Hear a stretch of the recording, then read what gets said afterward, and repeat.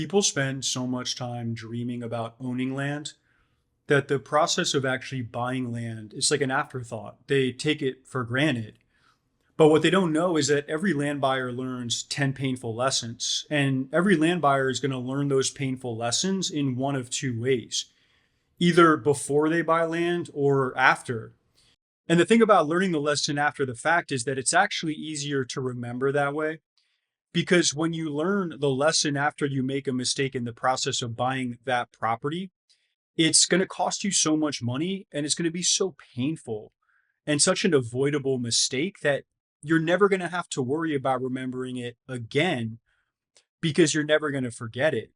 But the thing is, the good news for you is that if you're watching this video and if you're watching this channel, you should really know that you don't have to worry about that because each of the 10 painful lessons has a corresponding rule.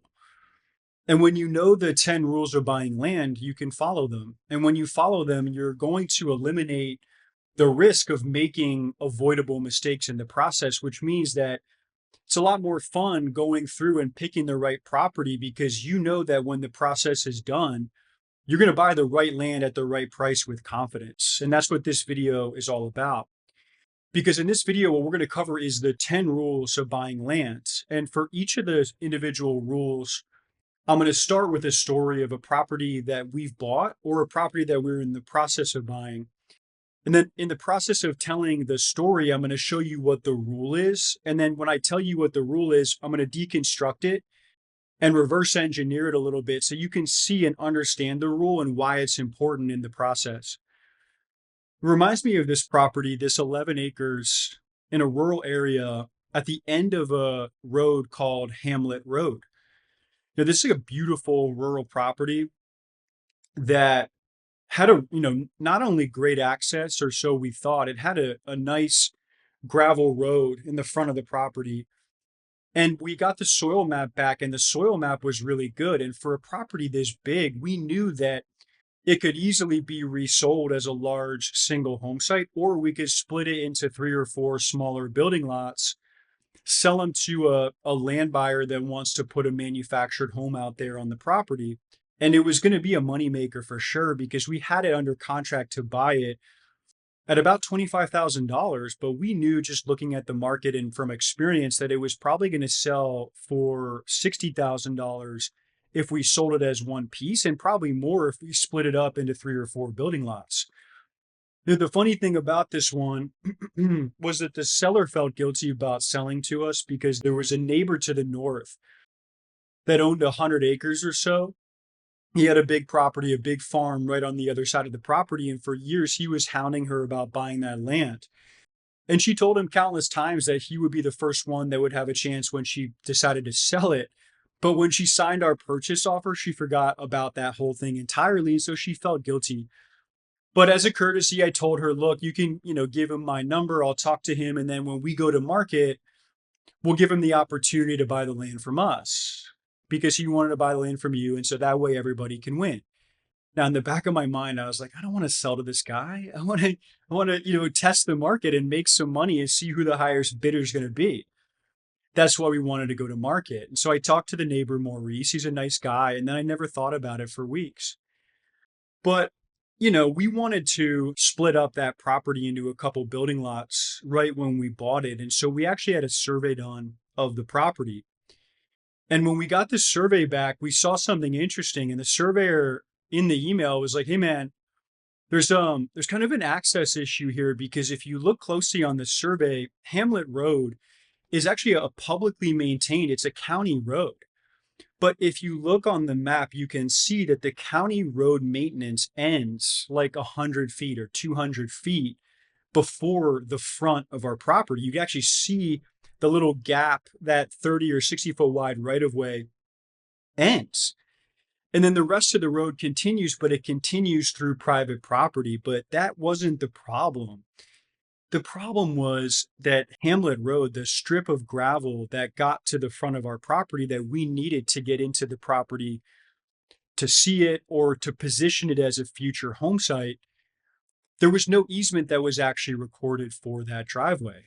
But when you look, it's kind of weird because the neighbors across the street from our property were using that strip of gravel road for their own purposes. And so it was vexing because the neighbors were using it. So why couldn't we? Well, I mean, the neighbors might know the other neighbors, but the neighbors don't know us. We don't have a deal with them. Maybe they have some agreement that we couldn't find or that we didn't have. But the point is, when you understand and you hold a survey map up to the light, that land is landlocked. And that's the issue because when we were looking to buy it at $25,000, we were assuming that to sell it for at least 60 grand, that you have legal access. We never even considered the alternative. But now it was very clear that if we brought it to the open market, if we paid $25,000 and we positioned it with the access issue that it had, we could sell it, but nobody was going to pay 60. We'd be lucky to get $20,000. So no ordinary buyer would pay more than $20,000. Especially with closing costs on both ends of the deal, we would lose $10,000 quickly. And that's if we could even get our money out at all, and get some of it at least. And it became clear the only exit strategy we had was the neighbor to the north. And what was funny is I brought this issue up to him, and I didn't want to lie to him and be squirrely about it because I told him, look, there's this access issue that came up on the survey. And he's like, oh, yeah, on Hamlet Road, you mean the county road maintenance that ends a couple hundred feet? Oh, yeah, the seller, she knows about that. Her husband sold the building lot that used to connect up to the county road. And they were kicking themselves for years after the fact, after he sold it. She knows it's fine. I don't care because I have access on the other side. So I don't need the road there. I just don't want to have neighbors that put homes or mobile homes back there to potentially diminish his property value. So he paid us $30,000 for a property that nobody else on earth would pay more than 20 for. And the only reason that we made $5,000 profit instead of a $10,000 loss is because we double closed. We actually did an assignment where we did the closing where we bought it from the seller and then resold it to Maurice on the very same day. And that brings me back to the first rule of buying land, which is that a private road is only as good as its paperwork. Because when you have access to a property, there's really two forms of access that matter. It's legal access and physical access. Physical access is exactly what it sounds like, which is, can I get to the property by car? Can you drive there? Now, in this case, we could. But the other form of access that matters is what's called legal access, which is, can I get to that land without illegally trespassing through neighboring property? Now, in this case, the answer was no. In practice, if we were to buy that property, could we run a driveway? Could we use the gravel road out front? Probably so. But when push comes to shove, we're depending on the goodwill and the largesse of the neighbors whose land we're crossing. If they ever put a gate up, there's really nothing that we can do to hang our hat on because they can say, look, that's our land and there's no easement to show for it. The funny thing is when you look at the survey map, you see it shows like the old farm road, the old soil road. This is very common in rural areas. When you get the survey map back, you're going to see on the ground, you're going to see, site markers and site features like roads are going to be put onto the survey. But whenever there's an easement, the surveyor is always going to show the book and page number of the recorded easement that road represents. But if you don't have that easement, then you don't have legal access. The other place that you're going to want to look for the easement is going to be on the legal description of the property that you're buying. So on the 11 acres that we're buying, if that property had legal access through that strip on Hamlet Road, sometimes it might not show up on the survey, but it would still show up on the legal description on the deed. But if you don't have either one of those things, it doesn't matter how fancy that road is, because if you can't prove that you have a legal right to use it, and if it crosses private property, you're SOL. And it doesn't matter if the road's named after you either, because we had a 12-acre property that we were going to buy from a guy that was accessed through a private road called John Wooten Road. John Wooten was the guy who owned that land that we were trying to buy, and his grandson inherited it. And literally the road was named after his family. And it was the road that they used to get to that farmland. And there were other people that had numeric addresses on that road, but there was no easement. And so the private road was no good because there was no paperwork. And that's the rule number one. Now, the second rule has to do with this property here. This is another 12-acre property on a county road called Rice Road. And we loved it. It's got a pond in the front of the property. Whenever you put water on a piece of land, everybody gets excited. Everybody gets on their feet. When you put water on a property, I don't have the numbers, it can vary, but it can easily add 30, 40, 50% to the value of a single home site. So, for example, before we got a good look at the pond, this is another property, we're trying to resell it. And we knew there was a pond on the property, but we didn't exactly know what the pond looked like because the vegetation was so thick. We only saw aerial photos of it. When we were having a tough time selling that land, it was 7 months on market. And you want to mix it up a little bit. So I was like, no, we got to get photos of that pond if we need to sell this thing. 7 months into marketing that land for sale, we got the photos that we were looking for, and it just blew us away how beautiful the pond was. And the minute we uploaded those photos to the listing, I mean, the metrics, the views on Zillow just went out the door. We knew it was going to sell in just a matter of a couple of weeks, and that's exactly what happened. So that's why with this property on Rice Road, we were so eager to acquire it because it was such a big property and the pond was so extensive that the road access to the front of the property meant that you could split that up potentially into 2, 3, or 4 individual building lots, each with their own private section of pond. And so it was like a clear minor subdivide opportunity. And it was a beautiful property too. And neighbors were on both sides with homes. And so all the area around it had a nice neighborhood. But, and so we were going to buy it at 35,000. We were thinking we could resell at 75 grand.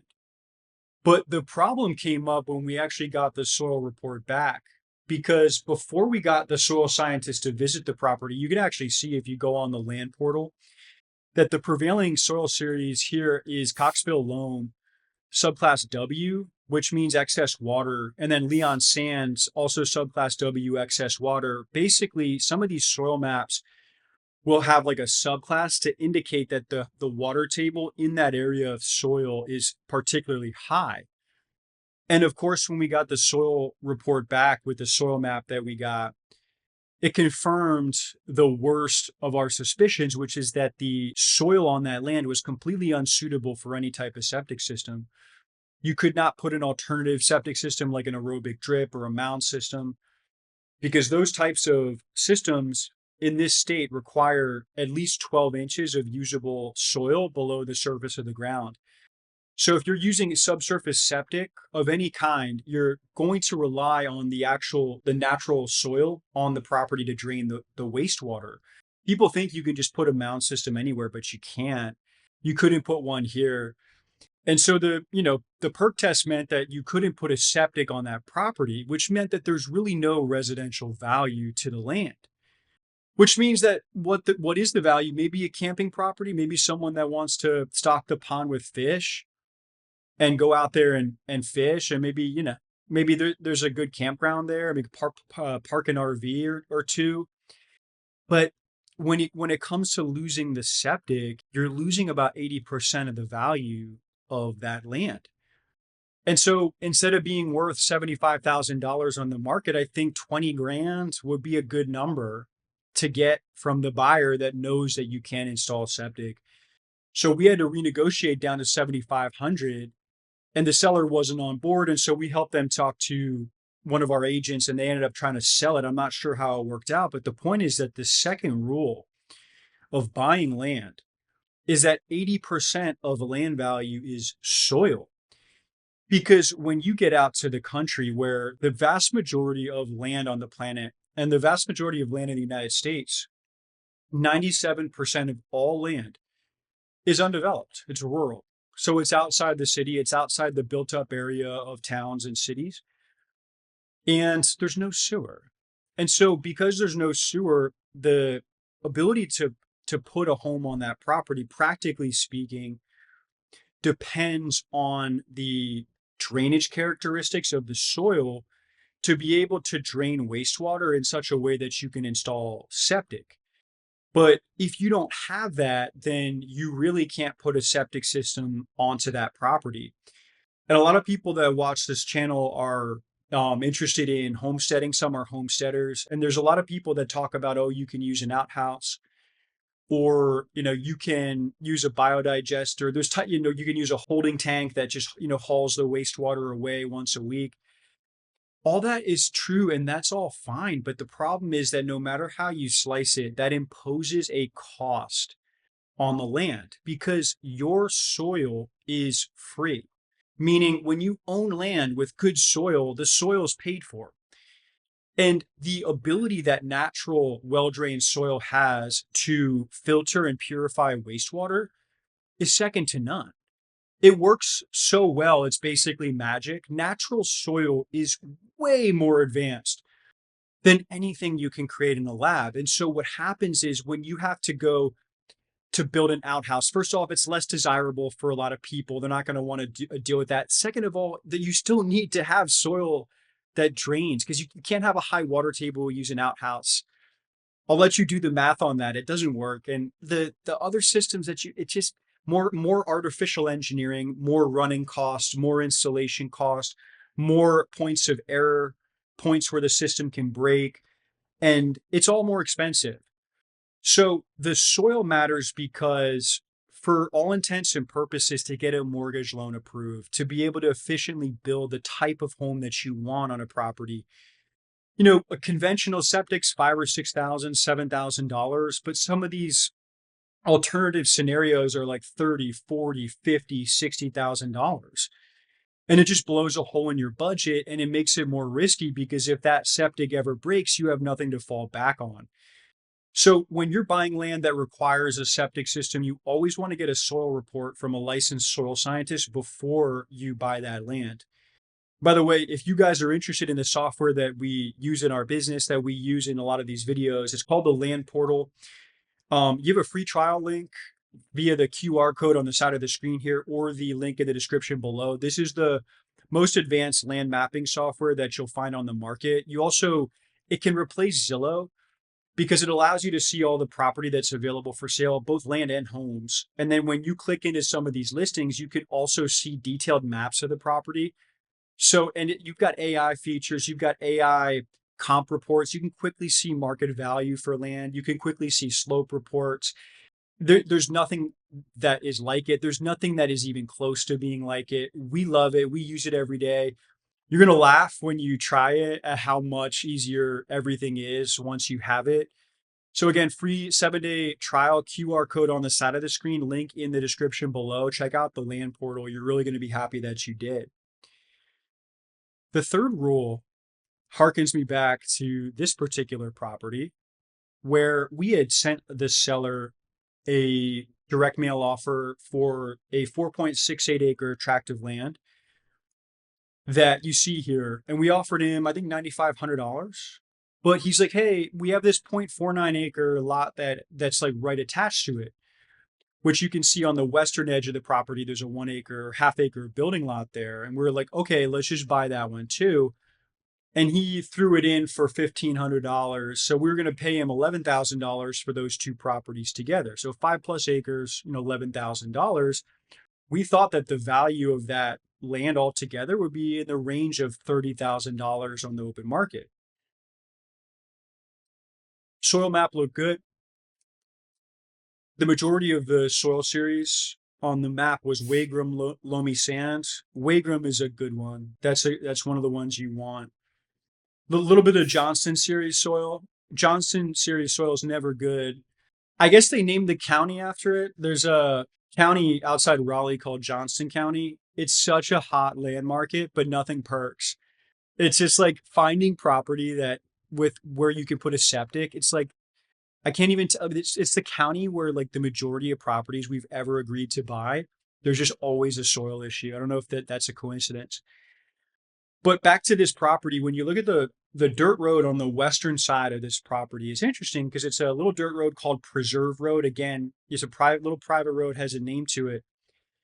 And it appears to actually provide access to the half acre lot that attaches to the 5.2 acres that we're trying to buy here. If that were the case, then it would make it a lot more valuable because we're just giving the guy an extra $1,500. But if you can market that half acre as its own home site because it has its own driveway, man, that individual lot might be worth 12, 15, 18 grand in that location. But part of the reason that we offered him only 1,500 for it is because we couldn't find any record of the easement for that private road. And so we didn't have access there, which meant that the whole property altogether had to be sold together. And the half acre that we wanted to buy, it had to connect and stay with the other acreage around it. But when we're looking on the GIS maps, you can kind of see when you look on the GIS, there's a couple potential boundary issues. You see one in the northwest corner on the neighbor's property there, and then the southeast part of the property, you see what appears to be the guy's backyard fence. It's kind of like coming across the property line. And this type of stuff you see a bunch in these rural markets and urban markets too. And the reason you see it is sometimes because there are encroachments. Often it's because the GIS maps that the counties use are slightly off. Like they're all like shifted off by 12 feet in one location or another is very common. But in this case, we wanted to get a little more closure on what was going on because we couldn't quite find a survey map that had been recorded with the county. And yet we could see on the legal description of the deeds of these two parcels that the legal descriptions were so detailed that clearly a survey had been done in the past. We just couldn't find where the map had been recorded. In this case, we did what's called a deed plot. And this is a tool that it's just something land buyers need to be aware of this. We learned this like year 4, like 4 years into buying land every day. We like found this out. I mean, this is something where in this scenario where you have a property that has a clear boundary description, but no map.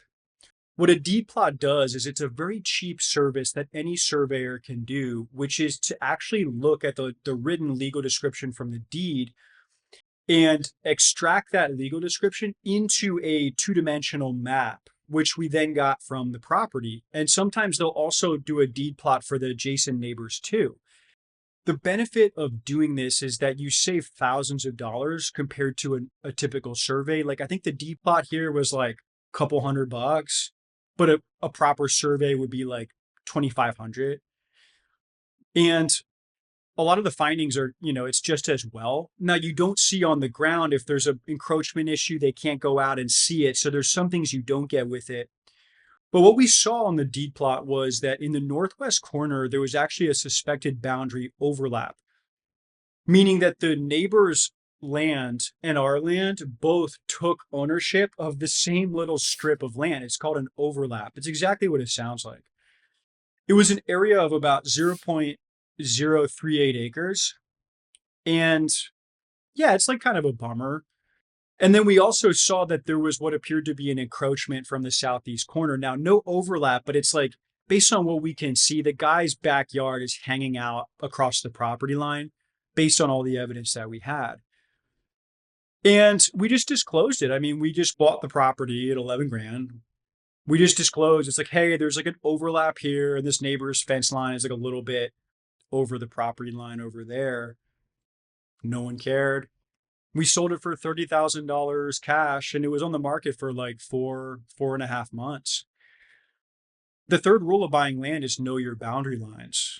Know your boundary lines, not fix your boundary lines, not resolve every imperfection or ambiguity with your boundary lines, but know them.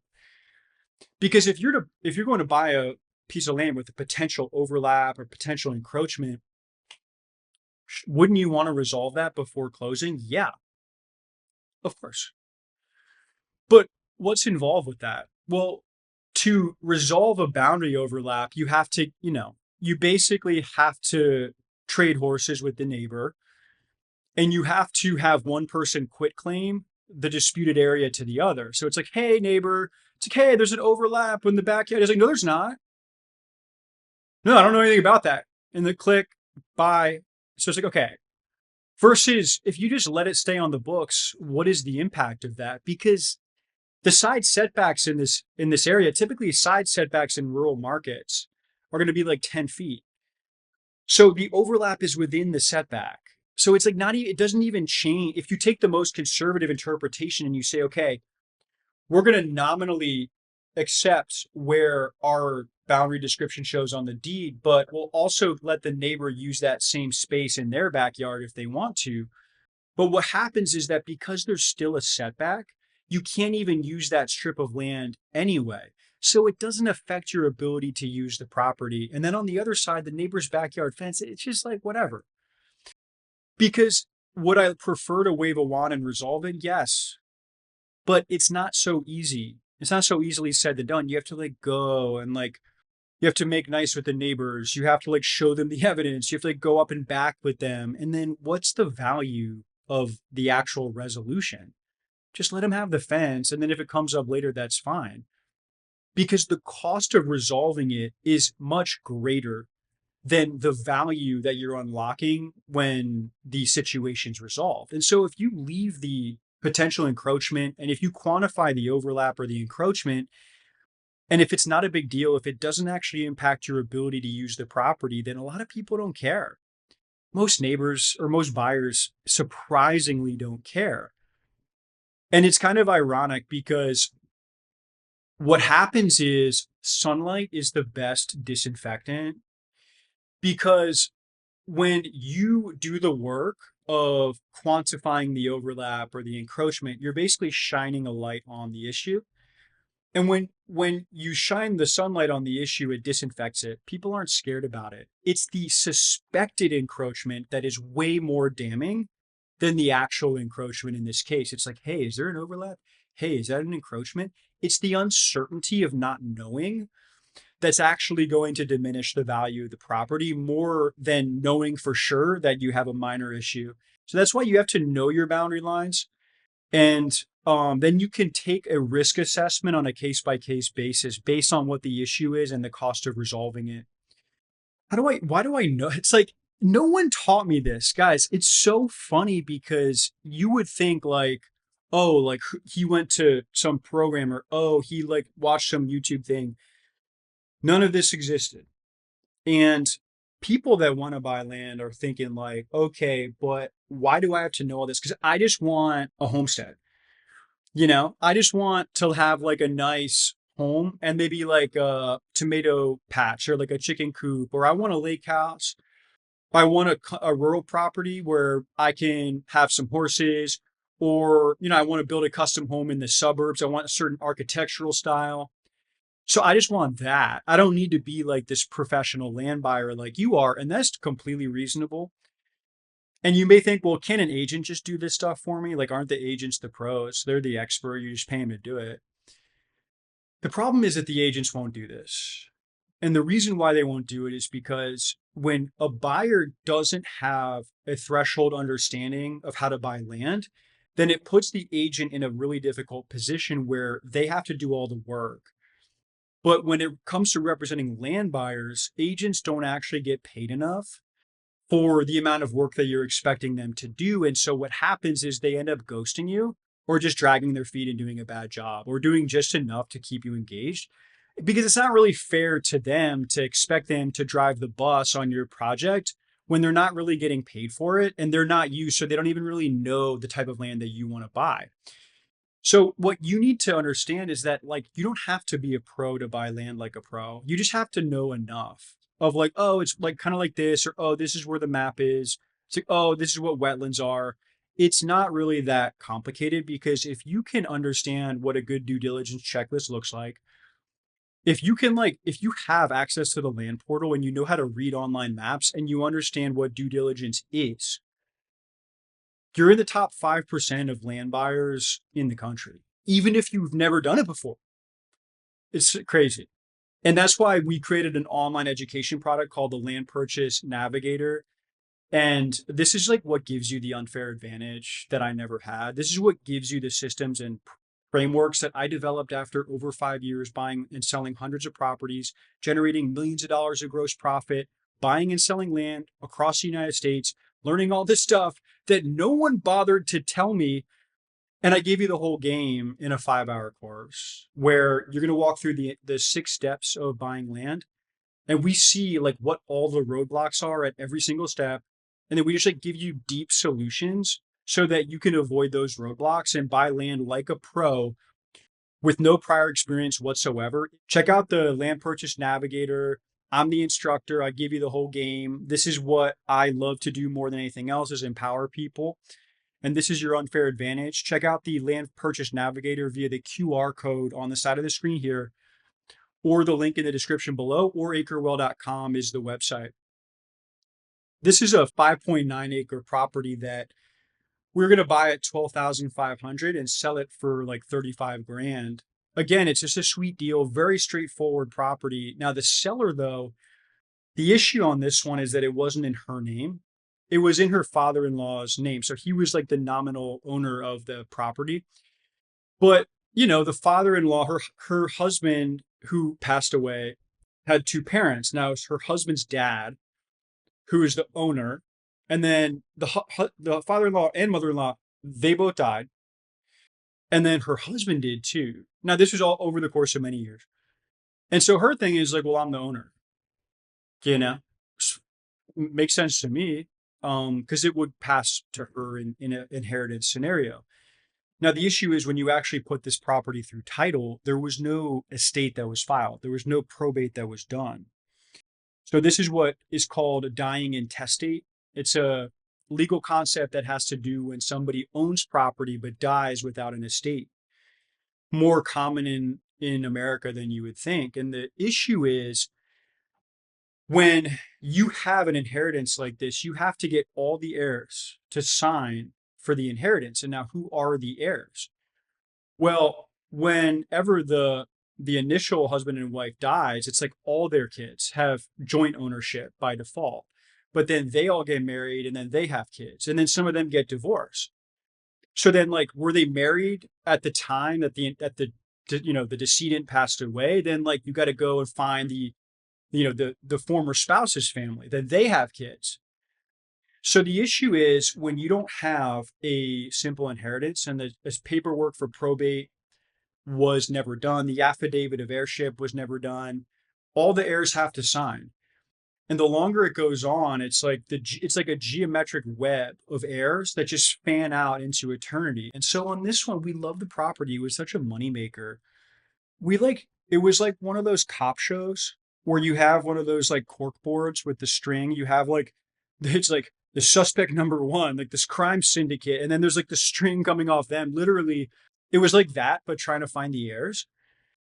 And it got to the point where we like went and like was really sad stuff. We were trying to find this like one of the grandson who came through like one of the marriages, and then but he passed away, and he was really, really young. And then we found like there was a woman that he had a daughter with, but they weren't married. And so we were like, it's literally we're trying to find this woman because she would know about the inheritance. It's like we found someone. It's like, oh, like we have a last known address in Timonium, Maryland, or it's like she worked at the Foot Locker, according to LinkedIn. It's like, and then you realize like, wait, like I care about this way more than the seller does, and they know that there's this issue, and they haven't fixed it. And so they're depending on you to do all the work that is way easier for them to do and way more profitable for them. Because if there was no title issue, they could just easily sell it on the open market. And what you realize is the fourth rule of buying land is that all the heirs have to sign. All the heirs have to sign. Whenever there's heir property, you have to understand that heirship is not what the seller says. According to the seller, it's like, I'm the owner. And the idea of like anything beyond that being relevant of like, oh, there was a probate or oh, an estate. With this one, it got to the point where like it traced back to like her mom. There's this thing where like the inheritance got down to, oh, we're good, but then like your mom just has to sign. And she's like, I don't want my mom to be involved. It's like, okay. So she's like, she's not willing to do it. So all the heirs have to sign, not the heirs that the seller says, or not the heirs that you know about, all the heirs, even the ones you can't prove, even the ones that might exist later in the future. So if there's more than 3 heirs on a property, it's not worth it. The chances of it working out are very low. But that's why the fourth rule is so important. because we spent thousands of dollars chasing this. There's nothing here. And we could have just easily followed the fourth rule and known that ourselves. This is a 26-acre property that we were enchanted by because it's such a nice property that we are going to buy it. And there's a couple issues with it. One was trash, like there was some trash on it. Some people don't buy any lands with trash on it, like professional land buyers and like, deal funders and people that fund land deals to make money on flips, like the investment community and land investing, the capital people. There's some people that it's like, if they hear there's trash, they're out, because what happens is it's like a signal of risk. It's like, it's the tip of the iceberg. There's other stuff. And they've just seen enough of these deals where if there's any trash, they just pull out because they're going to find some other stuff. Now, in this one, that wasn't the issue, but what the issue was is if you look on the neighboring property to the north, you see that there's a dirt road that goes through the northern edge of our subject property here. And the guy's just using it for his driveway. His driveway just like overtly intersects through our property. And it's like just some guy. It's not the seller. It's not the owner of this land. It's a neighbor who, has a lot to lose if that driveway is taken away, because there's like several hundred feet of land clearing that would have to be done on his property. And so that means that there's going to be a cost, whether he does the work or himself or hires a contractor. He's got something to lose here. So he may try to push a prescriptive easement, adverse possession, this type of stuff. And so if we were to buy this property and bring it to market, the person that would pay us top dollar on this property would be looking at this encroachment and be like, dude, so what's the story on this neighbor? Like, they're just going to use this driveway with impunity. And like, is that even on paper?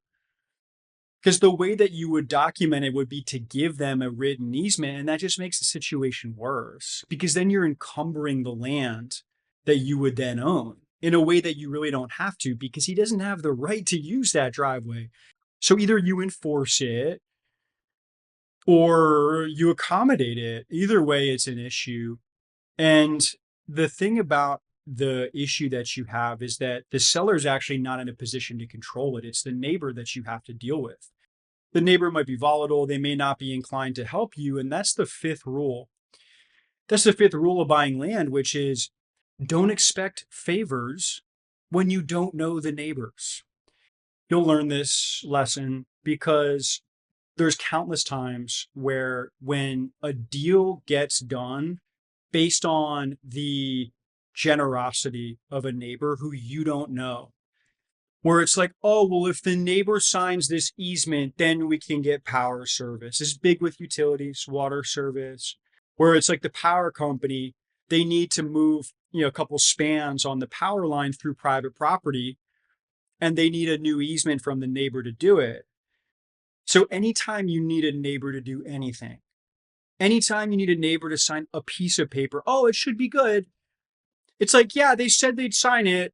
Well, we're good. It's like, no, dude, you just got played, because you're counting on the favor when you don't know the neighbor. And that's the fifth rule.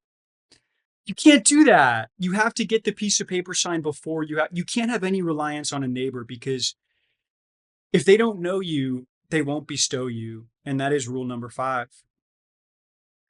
This was an acre and a half on Old Bluff Road in a little town in South Carolina, where we're trying to buy it. We had it under contract at 8,500, really good home site, really just nice zoning, good manufactured home building lot. Expected retail value on this one was about 28 grand. Some of the spreads on these deals, you're not factoring in how much there is in closing costs. I mean, you're still making money, but you have a marketing cost, you have overhead, you have a front office, you have all this type of stuff. So it's not like, oh, like 20 grand cash quickly, no strings. No, you have to have marketing to get numbers like this. Then you got to pay the transaction fees on both sides, and then you take the risk and all this stuff. So that said, you're going to make money here if the numbers hold up, but they didn't, because we got the soil valuation back, and we're banking on a conventional septic system going into this property, because that's what everybody would assume that you have, but you don't have conventional septic here, because the soil has high water table, expansive clay mineralogy, And so no dice. Now fortunately, you can put an aerobic drip system here, but the problem is instead of 7 grand, 8 grand, that's going to cost you 35,000 on the install. And then there's an additional running cost, maybe 1,000, 1,500 bucks a year. If everything goes well and the septic actually holds up over time, if it doesn't, you got to replace it with another drip system. So that's then another bite of the apple, another cost.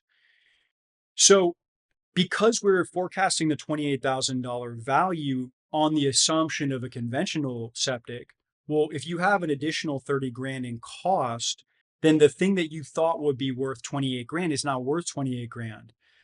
So we were thinking conservatively is probably 10 grand because it would still have a buyer, but you have to be able to absorb the cost of that septic. But at 10 grand, we could think we could sell it. But the problem is if we bought it at 8,500, we're going to be into it at like 11,000 with closing costs, soil, septic, and permits and aerial photos. And then if we sold it at 10, we're going to walk away with 8 grand because we would have to pay 15% to the agent to get the right agent on this thing. And then there's closing costs on the sell side too. So we would do all the work and lose 3 grand. And that wasn't going to happen because the sixth rule of buying land is if you can't sell the land for what you paid, then you're paying too much. And I mean that when you factor in closing costs too, because on a smaller transaction like this, the closing costs really eat up your margins. On larger land transactions, like, you don't have to get a smoking hot deal. You just have to get a fair price on a really good property because if you have to sell it again, you can afford to pay an agent. There's enough juice in the deal. The agent can get 6%, not 15 on this $10,000 thing. And then, the closing cost as a percentage of the value of the transaction is lower. Plus, if you're not flipping it right away, the property is going to appreciate most likely. The actual process of buying land, it follows 6 steps. The 6 steps of the land buying process are outlined in the land purchase roadmap, which is a document that's really helpful. It's free. I want to put the link below in the description. Go ahead and check out the land purchase roadmap. If you haven't already, this is what's going to show you the 6 phases of buying land and what you have to do to be successful at every level to buy that property successfully. And if you're stuck in the process of buying land, it's a good chance that it's going to be one of these 6 steps and a specific component of one of the 6 steps in the land buying process. So check that out. Now, this property is a little bit of a different story because this is one we bought it so cheap. It's a 2-acre property in Moore County, North Carolina, Bellevue Road, a little town called Robbins. What I liked about it was this really flat, the great soil is basically everywhere. So you could definitely put septic, even a 5-bedroom septic.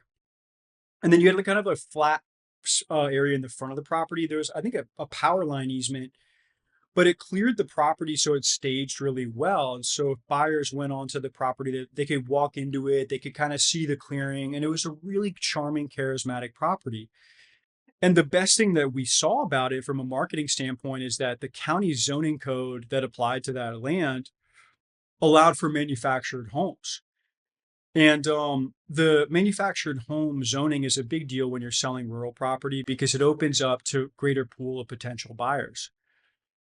And we were like 6 months on the market. We're selling this thing and promoting the manufactured home zoning, but it wasn't selling. And we finally got an offer. And then a couple of weeks before the offer was set to close, we had an email from our agent who was like, yeah, the buyer ran into a problem. Apparently zoning said that they couldn't build manufactured, that you had to build sticks and bricks and no manufactured homes were allowed. And I was like, no, you can build manufactured homes.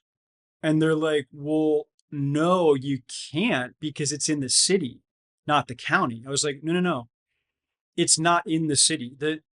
We confirmed it's not in the municipal boundaries of the city. It's not in the township. It's in the county. They're like, well, it's in the ETJ. And I was like, what's ETJ? They're like extraterritorial jurisdiction. I was like, what? What is that? The ETJ is the area. It's like a halo. It's like an area outside of the boundary lines of the city proper, township, where you're technically in the county with the with the caveat that that location is part of the city zoning and planning district. So it's kind of like the worst of both worlds. You have the extra rules and regulations of having property in the city without the benefits of like utilities, and the actual, like, some of the municipal services don't even extend to the property. So you have like the negatives without the benefits. So it's not great. And they were right, and we were wrong. We were like old enough to know better in this business. This was not, I mean, it was like a little while ago, but this probably like 3 years in. I didn't even know what an ETJ was. And that's why the seventh rule of buying land is so vital, because the seventh rule of buying land is you have to know your zoning. The thing about zoning is the most important thing about zoning is the thing you're so easy to overlook, which is the actual jurisdiction in which the zoning applies. Because we just assumed that it was the county, and on a certain way we were right, but it was the city ETJ, which meant that the city had jurisdiction. So you got to figure out where is the jurisdiction of the land that you're buying. Based on the jurisdiction, you want to pull the zoning ordinance from the city or county, figure out what the zoning district is, and figure out, based on that zoning district, you're going to see the table of permitted uses. That's going to go through all of the different permutations of what you can and can't build on that land. You're also going to see the dimensional requirements for building lots on that property and for homes on the property. And you're going to see the minor subdivide requirements too. In other words, you can see whether or not you can subdivide that land. And all of that is going to be found in the zoning ordinance, and you have to know your zoning. This property was just a great, I was excited here. It was a 1.8 acre property on 1726 Fountain Town Road in a town that I would just be guessing Chinquapin. I guess that's how you say it. But the seller here was trying to sell it. And like, the thing on this one was we saw the flood zone pretty early, but the thing about the flood zone is we weren't totally repelled by it, because we look, we buy and sell land, and some of the best land in the world is in flood zones. Like, just go to Venice, California. I mean, dude, like go to any beach town, any good beach town. It's like mostly flood zone. That's why you see the ground level garages, the parking garages with the raised pier and beam foundations. That's why you park on the ground level and you walk upstairs. It's called flood zone. So the flood zone, it adds a little bit of cost to the construction, but in and of itself, that's not a showstopper.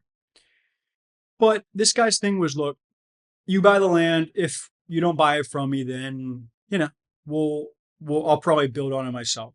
And the thing about this one was, it's in a location where it's in a rural township, but you're getting close enough to the shore where there's like beaches outside Wilmington that you're like pretty close to. And so you can actually see at this location, some of the prevailing home values and land values were actually significant right in this area. So we knew that the flood zone wasn't necessarily going to be a deal breaker. And when you look at a flood zone, it's important to understand how flood zones work, because generally speaking, the 100-year flood zone, often referred to as the A or AE flood zone, they call it the 100-year flood because there's a 1% annual chance of a flood event covering that mapped area. So that's why they call it the 100-year flood zone.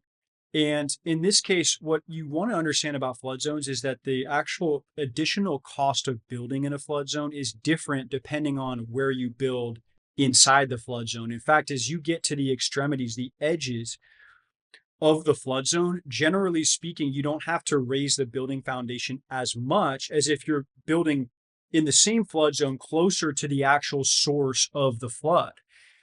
The reason why is because the height that you have to build the bottom of your first floor is based on the base flood elevation, which is the height of the 100-year flood event above sea level, plus what is called a freeboard. A freeboard is like an additional 2-foot or 3-foot buffer, basically so that waves on the surface of the water are going to reach a little bit higher.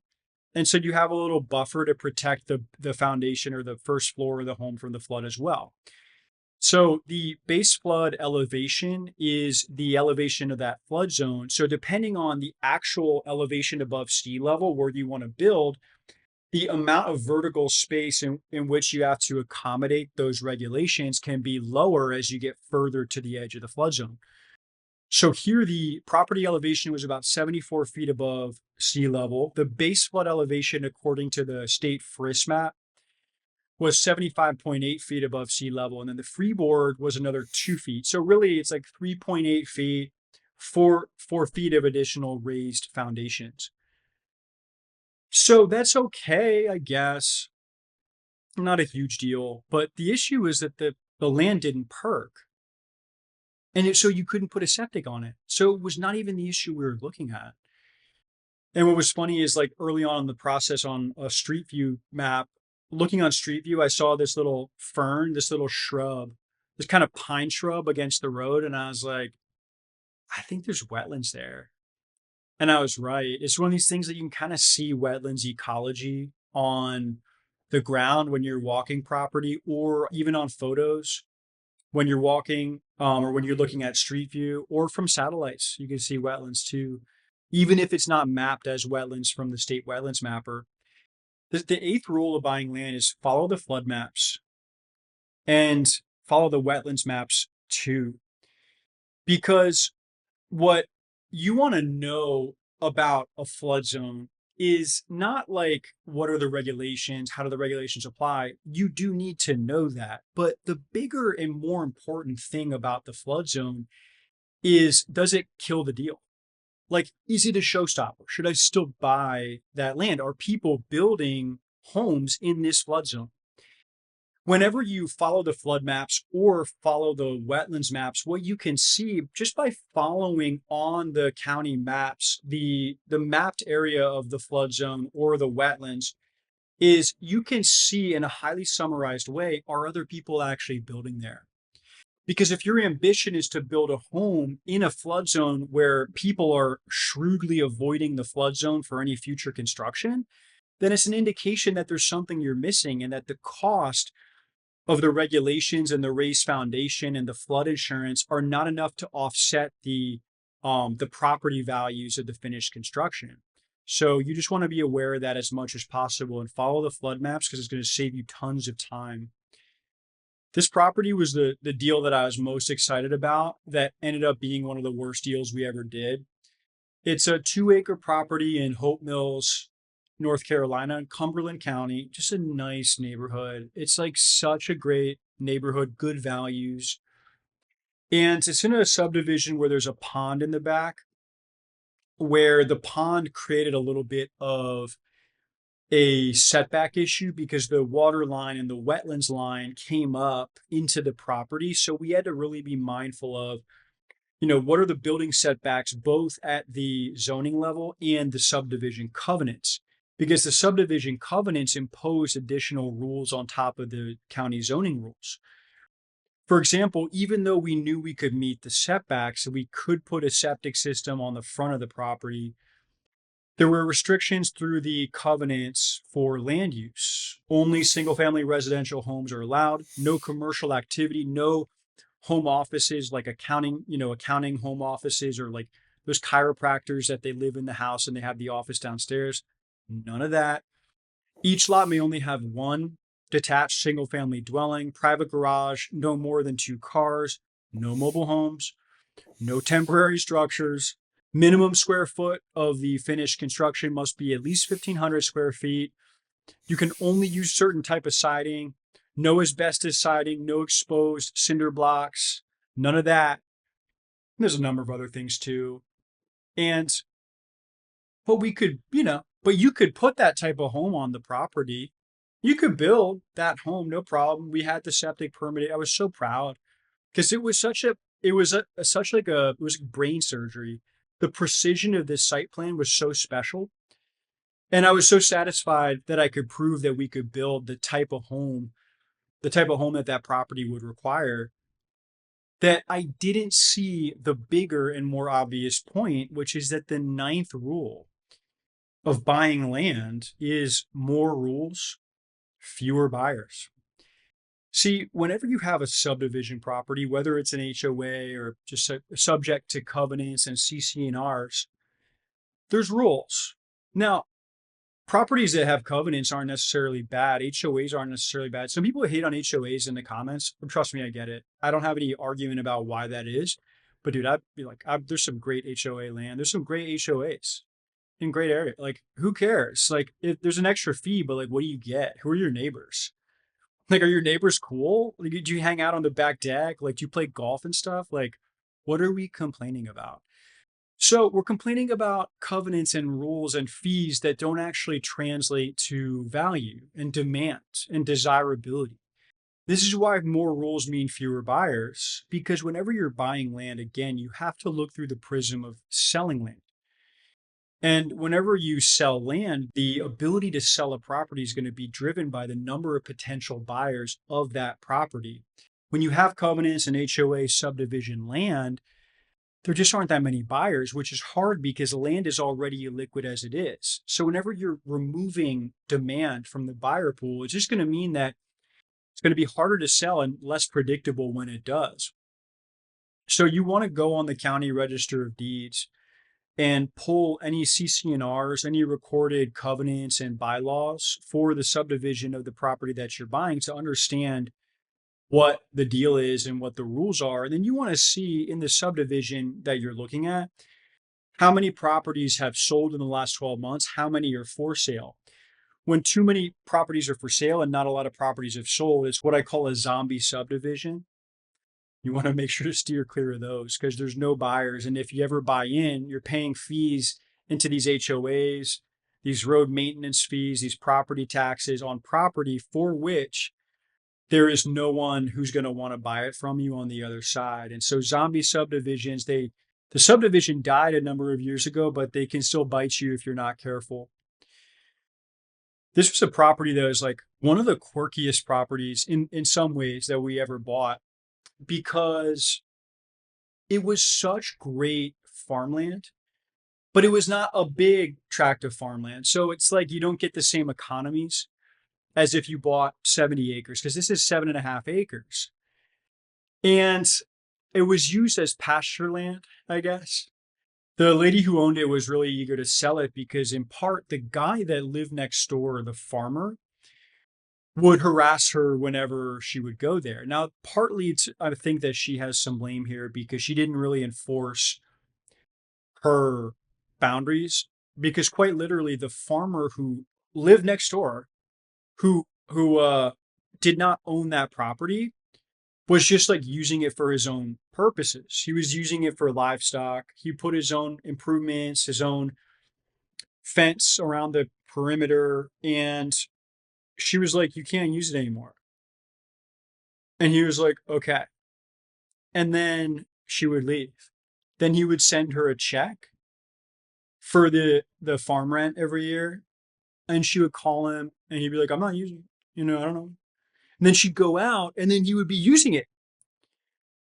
Farmers are really tricky like this. Dude, farmers, like, you got to be careful. Like, they're way more sly than you think. There's this image of farmers of like, they're like, they're the cream of the crop. They're America's heartland, all this type of stuff. Dude, that's fine. That's true. Mostly true. But dude, farmers are crafty. Like, they're tricky sometimes. And they will cut corners. Like, they have to because their business is very difficult. And they have to know their metrics, their numbers. They have to squeeze all the juice out of their assets. So this farmer would do this thing where the lady would show up sometimes and then he would pretend not to even be himself. He should be like, "Hey, like, Dwight, is that you?" He's like, "No, what? No, I don't know who that." It's like, "Dwight, I know you." So like kind of like borderline like psycho and kind of weird because it was a little bit disconcerting because if we bought the land from her, are we just inheriting this issue with this guy? Because he's like the nosy neighbor for this property who, like, when other buyers would go out, he's going to be there and he's going to be like rattling their cage. A lot of neighbors, when the owner's like selling, they try to like put the buyers on their heels. Like, "I own this land."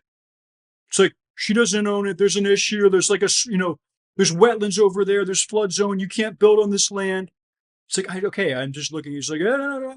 I'm the owner. They like go to extraordinary lengths to prevent you from buying the land. And the question is why? Why is that? This is a controversial rule, but I've found it to be true in every case. Because the 10th rule of buying land is that good land attracts nosy neighbors. In every case that I've had nosy neighbors or neighbors that were like invasive or intrusive or rude or obstinate, almost psychotic, where they'd be like chasing buyers, yelling at, hey, you can't be here. It's always good property, always good property. And it's counterintuitive because you would think that it's like in bad neighborhoods where you have those types of seedy neighbors, but it's not. It's not. And here's why, because people don't pretend to own landlocked swamps. People pretend to own land that they wish they owned, but don't. Or people take an interest in who's coming and who's going in neighborhoods where they have something to lose. And as far up you go in terms of price point in the market, you're going to see that this is true. Think about like West LA. Think about like Brentwood, Beverly Hills. Like, think about Beverly Hills, like where they have those celebrity houses. Dude, if you have like an unmarked van that's parked outside some of these houses, some of these neighborhoods, dude, you're going to have the cops called on you. There's going to be like ladies with binoculars. Like they showed up at like 4 a.m. It's 4 p.m. I called the number on the side of the truck. No one picked up. Dude, I'm telling you, it is always a sign of good land. And that's why once you own the property, the people that were your liability become your asset because now they're the ones watching out for your property when you're not there. Now, the next video on our channel is called The New Map That Makes Land Buying Easy. It's going to get all into the details about the most powerful online mapping software and how to use AI and some of these new features to be able to evaluate land like never before, to the point where land buying used to be hard, but now it's easy. And I'm going to show you why in this next video. I think you're going to like it.